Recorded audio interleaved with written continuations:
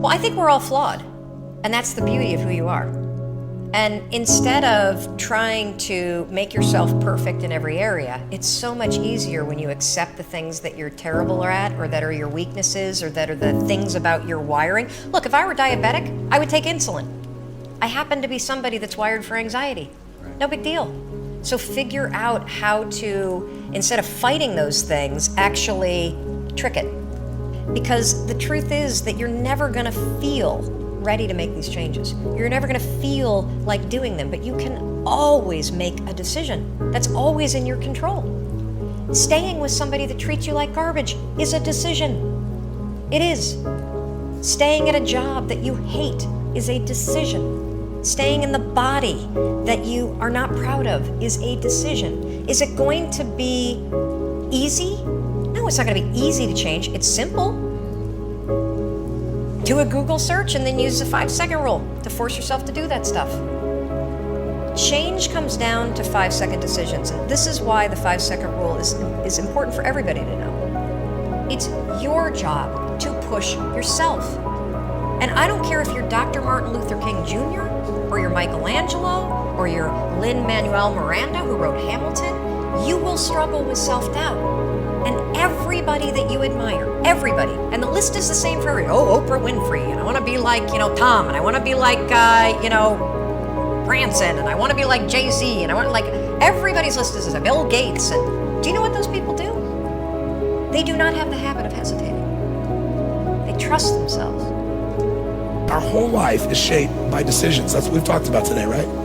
But there's 3 decisions you're making every moment you're alive. And the way you make these 3 decisions shapes your destiny. First decision we're all making every moment is, what are you gonna focus on? What are you gonna focus on? And I realized that my father's life and my life ended up very different because we made that day 3 decisions very differently. He decided to focus on the fact that he has not fed his family. And the second question you gotta decide, every moment you're alive, and including this moment, what are you gonna focus on? Second question is, as you're focusing on, what does this mean? What does it mean? And the bottom line on meaning is, if you think about it, you get to make up the meaning, and most people pick the worst one, don't they? That day, my father decided to focus on the fact he hadn't fed his family, and I know what meaning he gave because he said it out loud over and over again, that he was worthless because he had not taken care of his family. And then the final and most important decision you make every moment you're alive, what am I gonna do? What am I gonna do? And I'll tell you what he decided to do. He decided to leave our family shortly thereafter, which at the time was the worst experience of my life. It was the most crushing experience I felt.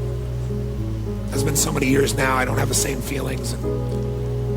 Part of it is 3 years ago he passed away, but at the time I knew no greater pain. My family knew no greater pain. I couldn't understand why he would leave. I loved him so much. And my life turned out very different than him. I was the only one to go to his funeral. No one else in the family would go. Nobody wanted to be part of it. He died alone of a disease called connective tissue disorder. And I can tell you, right before his death, he got the lesson, because he looked at me and he said, son, he said, I was a bastard. I didn't connect with anybody, and look what I'm dying of. It's unbelievable. I did one thing other than the 5-second rule that has changed my life, my marriage, everything. I do not have the phone in my bedroom. The phone is designed by people, like your phone, you should not have your phone in your bedroom. And here's why, because what's on your phone is not your dreams. What's on your phone is stuff that's been designed by people that study game theory. You know why you check your email all the time? All the time. You know why you're constantly looking at your phone? It's called random rewards. It's a psychological principle that explains why we pull slot machines. Because every 6 or 7 times we get a little random reward, so we keep going back. I know most emails blow, but every once in a while you get a good one. That's why you keep looking, right? So I created this course called the $1 Million Morning. Whether you want to make $1 million a year or in a morning, or whether you want to wake up and feel like $1 million. This is the science-backed strategy, step by step by step, for how to wake up. Because it's not when you wake up that matters, it's how you wake up that matters. And we filmed it at the house. I walk you through all the science. I show you the whole routine, and we're giving it to your audience for free. Because look, I want you to use these things. It's one thing to talk and think. It's another thing to actually take action.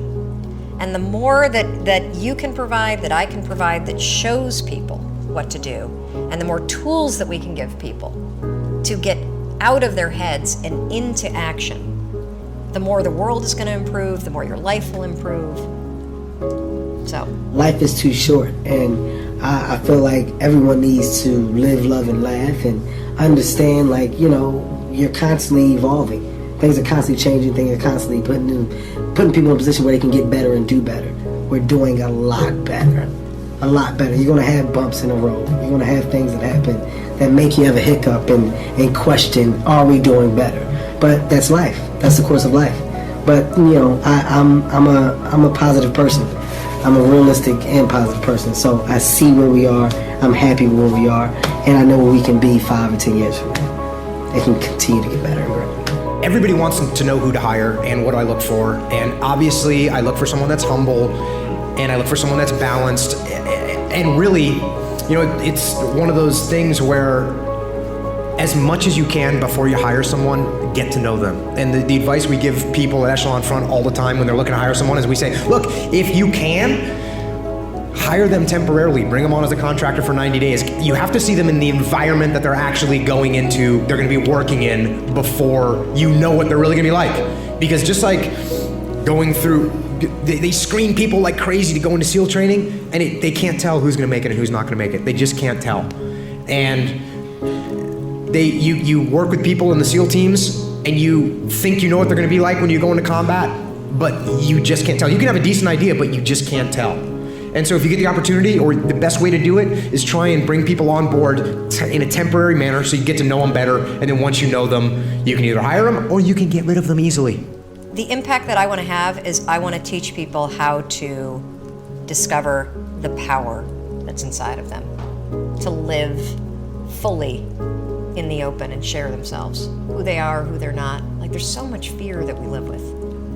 I want to teach people how to live with more courage, because courage is nothing more than the ability to do things that are uncertain. In today's world, where you have the internet, you can literally learn, launch, do anything. Anything. The only thing that's truly stopping you are the limiting patterns that you think, the self-doubt, the fear, the habits that you have. And you can break them. You can break them 5 seconds at a time. And so the impact that I want to have is I want to teach people a simple way to discover the power that's locked inside them, and then to unleash it and go out and live the life they've always dreamed of.